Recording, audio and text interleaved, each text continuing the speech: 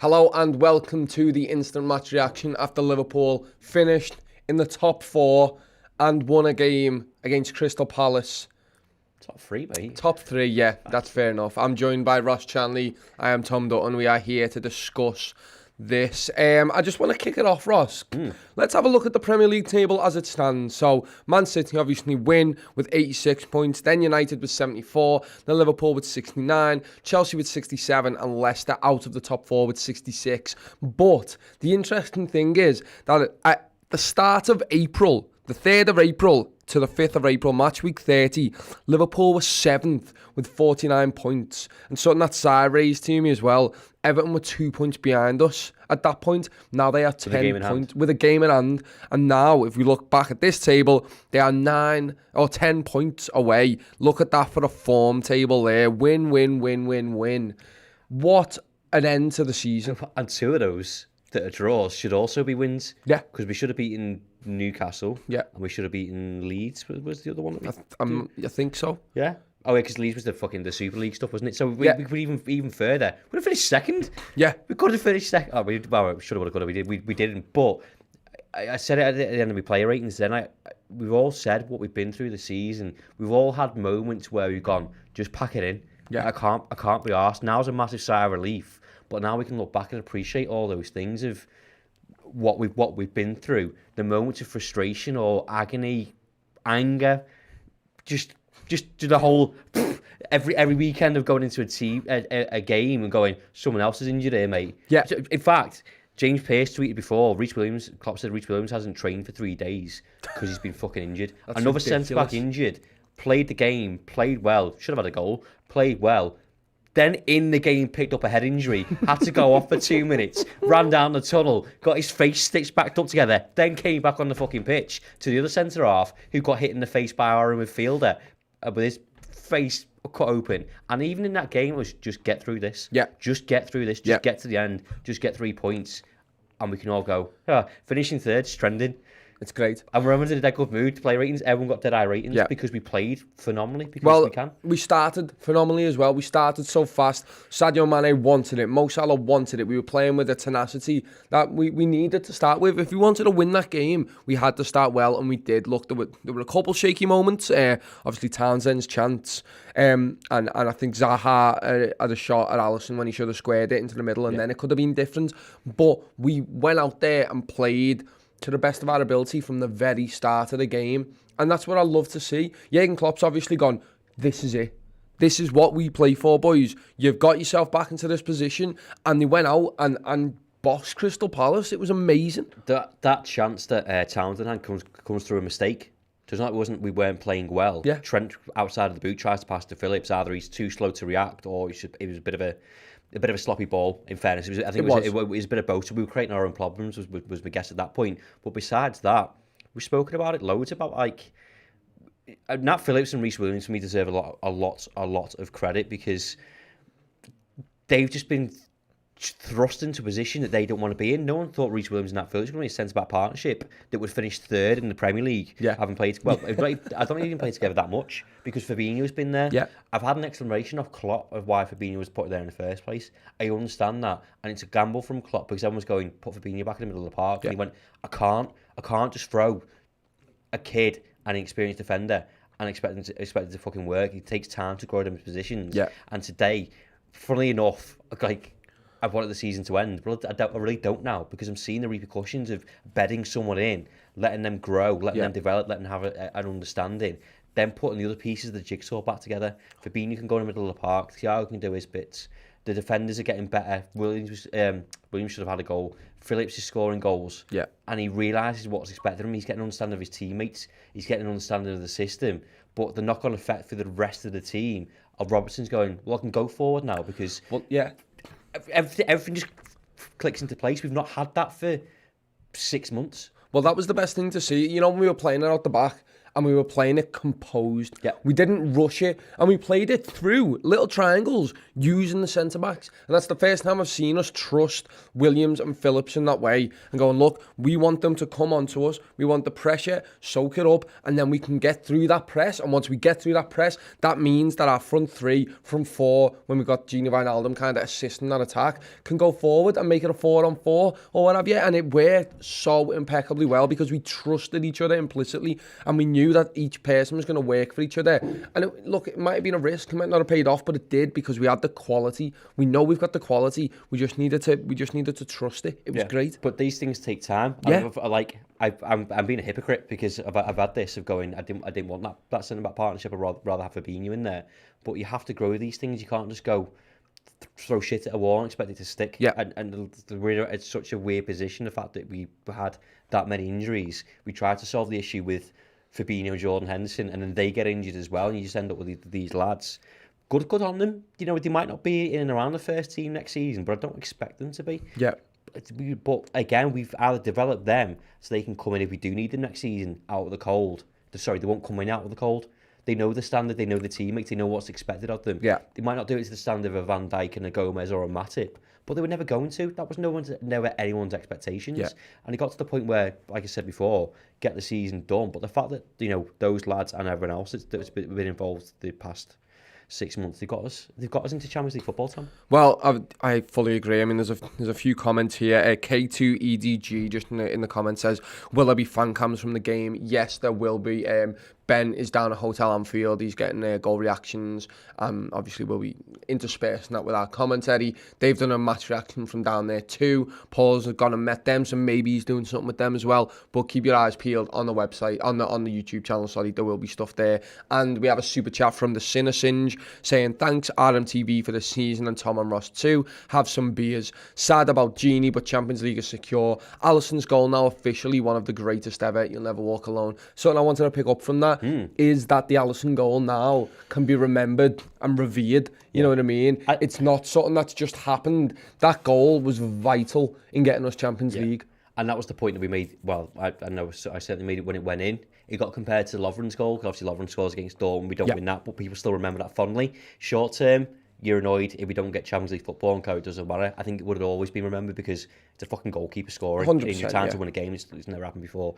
First goalkeeper to score for Liverpool. But it's even sweeter now because it meant something. It meant a lot. Yeah. It meant so much. And not even just terms of points, but I think momentum and confidence. Yeah. We turned up today, you know, and probably against Burnley with a bit of swag and a bit of confidence going, actually, maybe there's moments in football, and we've had this before. We said the Middlesbrough goal, Genie's goal against Middlesbrough. There's turning points in in seasons or season-defining moments, I suppose is what I'm getting at, and that is one of them. 100%. I mean, we've got to talk about the goals. Sadio Mane getting 2 goals for us. The first one, it's scrappy, but it came off a corner, and while we were doing our show, the watch along, I said, sometimes you just need a corner. Reece Williams goes and balloons one over the top, but it was a massive, massive opportunity. Next one, Reece Williams gets his head on it again, touches it, Bobby Firmino, and then an instinctual finish from Sadio Mane. It's something that he's fantastic at doing, and it was lovely to see him get off the mark there. We needed that goal. The pressure that was lifted off us. Yeah. What minute was it, like the 38th minute or something like that? The pressure that had been building, I was starting to get nervous. It was bubbling under. We needed that goal before half-time. Who came up with it? No one else but Sadio Mane, who's done it so many times for us. It was nice for us to get a fucking slice of luck, to be honest, Tom. Yeah. You know, it's about being in the right place and reacting. I get that, but also for the ball to kind of fall kindly to Firmino, who controls it and he puts it in. It's instinctive from him. He can't miss. It's 2 yards out. Mm-hmm. But he's had a torrid time. He was the Sadio Mane of old. Like, I know it's only one game, which is kind of a short kind of range to kind of base it off. But I've not seen him play like that for months. Not just in terms of scoring goals, but taking on a man or having a bit about him, a bit of needle, a bit of the defending. He was nutmegging people and all sorts and doing step overs. Like, that's not the be all and end all of football, but he's not had that because he's been second guessing himself. Yeah. Maybe having fans in the back of it. Now, I've referenced it a couple of times now. He's getting shouts from the crowd to say to someone on you. He might be getting shouts from the crowd saying, fucking come on, lads, we're behind you. Yeah. Some players need that, people reacting in different ways. And he's on the floor, and again, a summary of our season, of getting into work. A, B and C's injured today, Yeah. mate. Fucking sorry about that. We're going to have to, like, put a makeshift midfield together. You know, you're not going to get some of the supply or the extra runs, or Robertson's not going to come up and down the flank with you. Yeah. Do you do all that by yourself? Do it by Because yourself, he's yeah. got to go and defend because we've got a 19-year-old kid in defence. That's the problem. Who we're trying to teach. But then again, we still had that 19-year-old kid in defence, but we knew that they know the system. Yeah. And we played so well. Obviously, the second one is prime Salah. Salah gets that ball, races down the wing, and you're just thinking he's going to cut it onto his left foot. They know, but there's nothing they can do to stop that. Cuts inside, lovely little 1-2 with Gini Wijnaldum, showing Gini's class, obviously. Sadio Mane takes a breath, a slight pause, and then twats it in the bottom left. What a fucking goal. How many times can you think of where Mane's had either that amount of time and or space in the opposition box? Yeah. Because all those losses that we got at home against the likes of Brighton, Burnley, whoever else that just put men behind the ball, they can't score goals because there's 10 bodies in front of them. And when Crystal Palace did that in parts, I think they left, like, for some reason, just let Salah do what he want, particularly most in the first half. And when they marked Salah, Trent was on the overlap or Thiago was on the overlap, equally down the other side, it was Mane and Robbo. Like, they're getting opportunities to do stuff. But the reason why they got that, though, sorry to interrupt, is because we were what I was saying before about playing with the centre halves and having the composure to build from the back. Yeah. They're marking each man. We're pushing them all the way up the pitch, getting them out of position and leaving Mo Salah one-on-one with a fullback. And just not that, we'll get onto Thiago as well. We were playing them diagonal balls over the top. Robbo did it in the first like second of the game to Salah. We were playing them long balls, breaking that press, stretching the play out, and then banging it over the top. And we have the players who could do that. Thiago today was absolutely sensational. He lets us have variation in our game, which is kind of what you're getting at there. Yeah. So those draws and those losses at home, we all said the same. We've seen this game 10 times this season. Oh, it's predictable. Okay, we'll get it out to the left-hand side. Mane to Robbo, pass it in, go around the edge of the box. We'll try and go down around the outside. Yeah. When you've got variation in your game from someone like Thiago, or even Fabinho, to be fair, and actually, we pointed out Nat Phillips and Reece Williams playing long balls, 100%. like a Matip and Van Dijk do. Again, that's them growing. We've not had that. It's been the same thing. It's like it's been get through each game. But when you can mix things up and you can make Crystal Palace second guess themselves, they think they've solved one issue by saying, okay, Salah's running in behind here. We'll sort that. Well, actually, you've got to worry about fucking 3 of the lads on the other side, mate. See how you deal with that. It's fucking brilliant. Yeah, that's the most I've enjoyed at a game of Liverpool. I'd maybe definitely up there this season. Yeah, it was calm and composed, and you know what? We fought all the way through. There was a point in like the dying embers of the game, and yes, it was 2-0, and we had our tail feathers up, but we fought for every single ball. Gini Wijnaldum, just before he goes off, fights for everything, and he like that. Look, that's the last time he's going to kick a ball in Liverpool red. We saw him waving away to the fans, and it was an emotional moment, to be honest with you. There's been a load of comments in the chat. Thank you everyone for your comments. I am reading them, and I'll pick some good ones out. But everyone's just talking about how sad it is that Gini's going. We should keep him. Blah blah blah. He's going. It was nice for him to leave on a relative high note. He's added trophies to our cabinet. Yeah. He's made sure we get into the Champions League again, and he's put in performance after performance. I'm just made up that Klopp was able to give him the standing ovation that he deserves. Fans back in there, he'll be G'd up from that. He needed that. I'm sure he was scared that he'd never get that from the fans, but he got it, and I'm really happy for that. But there's been so many moments that we've missed with fans, players, kind of interaction, winning the league. Like I still don't feel like I've celebrated that properly. Yeah, I've not thanked the players because I've not been able to go to a football game to say nice one.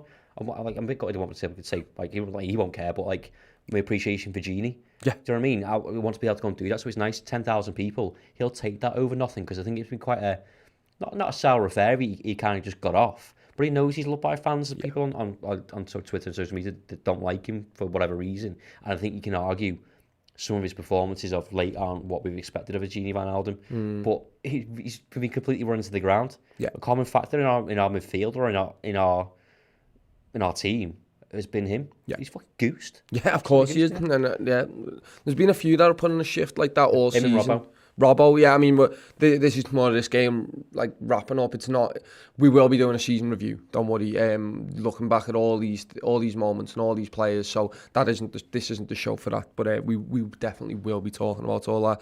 The crowd played a massive part. We speak about it then, being able to give Gino Wijnaldum a clap and stuff like that. And you spoke about Sadio Mane getting the shouts and what have you. It's just a nice sign of things to come. Obviously, just having people there, having actual noise, having when Sadio Mane scores the goal and there's a yeah, everyone stands up and gives it the bifters and that. It's great. I'm just like, normality is coming. Yeah, normality is on its way back, and I'm so happy that the Premier League actually did this and made sure that the last week you could have fans in there, because it must G up the players so much in terms of next season, knowing that they're going to get that and more next season. The footballers must have found it tough, and I said we don't humanise them enough, but it must be shit going into work. How many journalists we spoke to? They get to go. I've been getting to go to the games and going, it's crap. They hate it. It's crap. It's like you get to go to watch the football. It's not. It's just a glorified training session. 100%. That's what it's like for the players. Particularly some of our players, Mane, Bobby, Thiago today. They thrive on an audience. Remember when they were just playing Rondo? Yeah, just messing about. But like again, that's a good point of like, having something to celebrate in terms of a goal. You've got your top 4 spot or top 3 or whatever. But the fact that, you score a goal, and it must feel so weird to score a goal and go, what now? Because there's no one here. But it's that interaction of shit music. Oh yeah. Of hearing that roar. Yeah. Of what they've grown up and what they've been used to kind of have that taken away. It's normality for us, but also for them. It's the job. Yeah, I know. It's absolutely fantastic. Lawrence Vito actually in the comments, any replacements for Genie? And we had a brief conversation about this. Maybe a Curtis Jones in there. We might even go into the transfer market for someone like that. Just someone who can kind of come in and play week in, week out. We've been linked with Alwar for quite a while now. I quite like him. I think Bassuma's a slightly different player. Yeah, someone mentioned Basuma as well before. I'd have him, but I think Curtis Jones could do his job, but I still would like someone else in that midfield role. Like we discussed it on the Reds transfer this week, and we'll be doing a lot of post-season content next week. We've got quite a bit in the bag already. But I don't want to be in this position again that we've had this season. Now, we've got defenders, and we might get Canate. Now I'm looking at our midfield and going, well, Genie's gone. Milne's 35. I don't expect him to start week in, week out, and we shouldn't do. Yeah. I'm not saying that's not the standard of Liverpool Football Club, but if you're fighting for the title, you don't have a 35-year-old starting regularly for you. Yeah. Ox, I think, has been good. I think he's been saved a little bit as well. Klopp said I'm not throwing him in when I've got an unstable midfield already. He's come back from an injury. He scored a goal. Larry Keita, Christ knows what's going on with him. So I don't want to go doom and gloom, but I'm looking towards that midfield area now, going actually it needs strengthening in the summer. So if we can do, I think we should. Yeah. You know what was nice about today? There was so much going on. Obviously, we were doing the watch along, and there was many people helping us out during the streams, which thank you for that. Kind of updating on us on stuff, and we were updating them. It was Leicester crumbled today, 4-2. I don't know if you've seen the game back. I watched a bit of the highlights, and we saw a few of the highlights as the game were going on. They crumbled. That's their mentality. I think Chelsea lost and still got it, so they crumbled as well. We were the ones who talk about a scruff of the neck and talking about mentality going into next season with that, we're able to take that mentality, knowing that we've got a bit of that back. I think it's huge because we thought that was gone for a bit of the season. I think most people were like, fuck, the mentality's gone. What's going on with these players? And you know what? They have proven to us, Klopp has proven to us that, you know what? No, we're still fighting. We're still going for every single game. We want to be at the top echelon of football, and we are going to make sure that we get there. And we fight. We fought. Like I showed you at the start of the show, just the tables and the levels that we had to reach to get there. There was 20 out of 23 points that we got at the end of the season or something like that. That mentality's back, Ross, and I'm made up. It's must be incredibly difficult for not just Liverpool, but for all teams that not had much of a pre-season, no fans and whatever else. But again, for Liverpool, it's that mentality of going every time saying, "Oh, this person's injured. I need you to go again this week," and like you're already mentally and physically knackered. You've got to go again. You've got to do this. We're still fighting for top 4. That mentality to dig deep, I think, in some players has grown that didn't have it. I think some players did have it, but it withered in them because. Saying enough, we're going, what the fuck's going on? Like, they're not getting supplied. It's no coincidence that the fact that we're getting people back into proper positions, but also I can bring it back to the centre backs of going, they're growing, they're learning the system, they're learning what's expected of them, which is putting all the pieces back together. Yeah. And it was never an expectation of those two lads to come in and do an amazing job, but they have to learn. You got like by doing this, like I've been here for 2 weeks and went, oh yeah, you're gonna fucking present the show. No, I'm not doing that. And you know, those two lads have done us all proud, I think. 100%. I mean, not really on this game, but Ethsham Ul Hassan says, how are you both feeling about the Champions League final?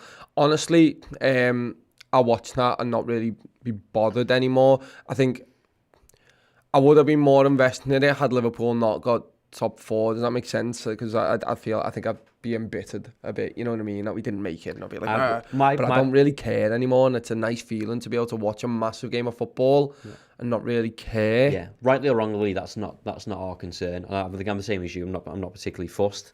My dream scenario was that Chelsea missed out on top 4, so they'd have extra motivation to go and beat Manchester City. But City are going to beat them. They just beat Everton 5-0. Chelsea just lost 2-1 to Villa. Chelsea have pretty much capitulated this season from maybe getting the double to losing loads of games, string of games, and then maybe losing the FA Cup might give them extra motivation. Who's asked? I'm asked about Liverpool. Everyone's been in the top 4 and being in Champions League football. We spoke before the game about what it could mean for certain things, but transfer plans in the summer, not playing Thursday nights. I just realised that we don't have to go in on Friday from a selfish point of view. But it all plays in. On a serious note, you're not playing Thursday night in the arse end of Europe and then coming back and then 100%. and then playing on a Sunday. You know what I mean? It's completely different. We've been there before. I know it sounds a bit snobbish, but we've become accustomed to playing Champions League football. Yeah.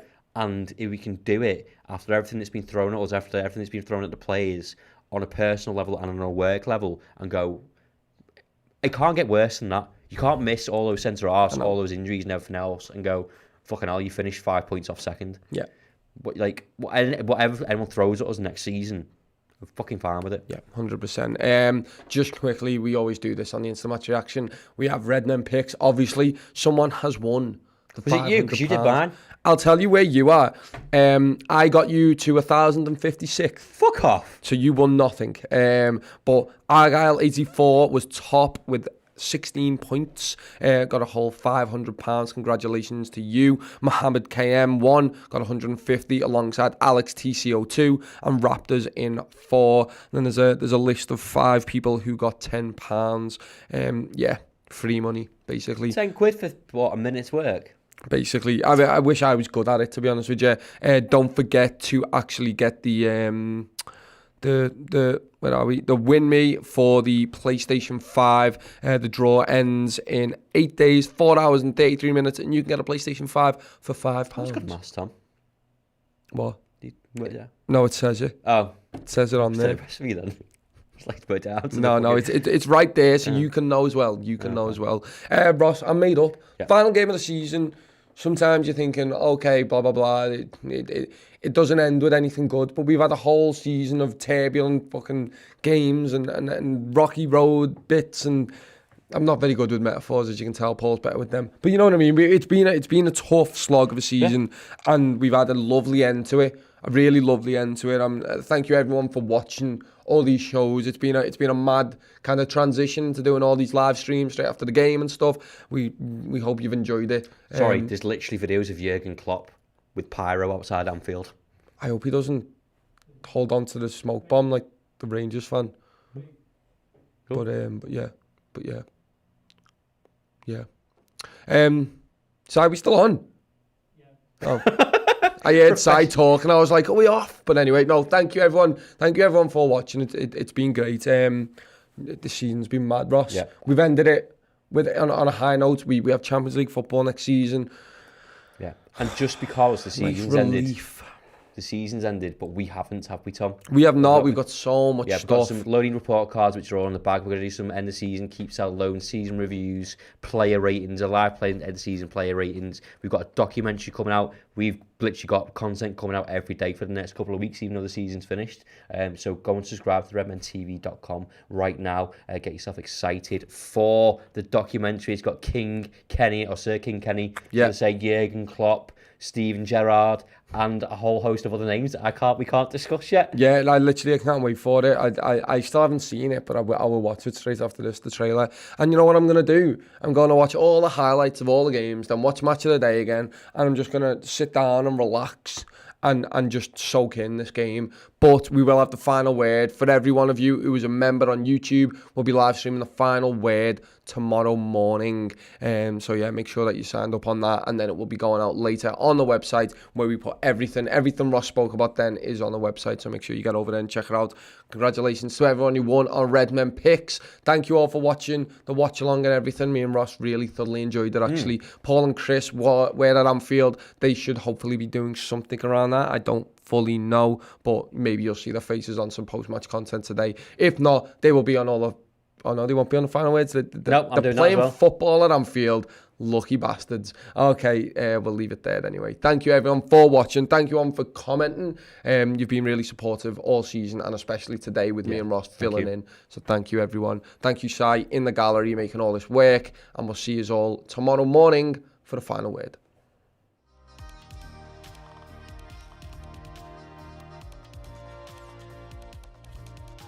If you're a parent of a daughter, you'd love your daughter to marry that man. Top skipper, top captain, huh? The dressing room's a much better place with people like him. Well, he's a top-class player, no doubt about that. And although he might say he's been truly happy working at Liverpool, it's Liverpool that should be grateful. A night I will never forget in my life. To give a special trophy to a special guy at a special football club, it doesn't get much better, does it?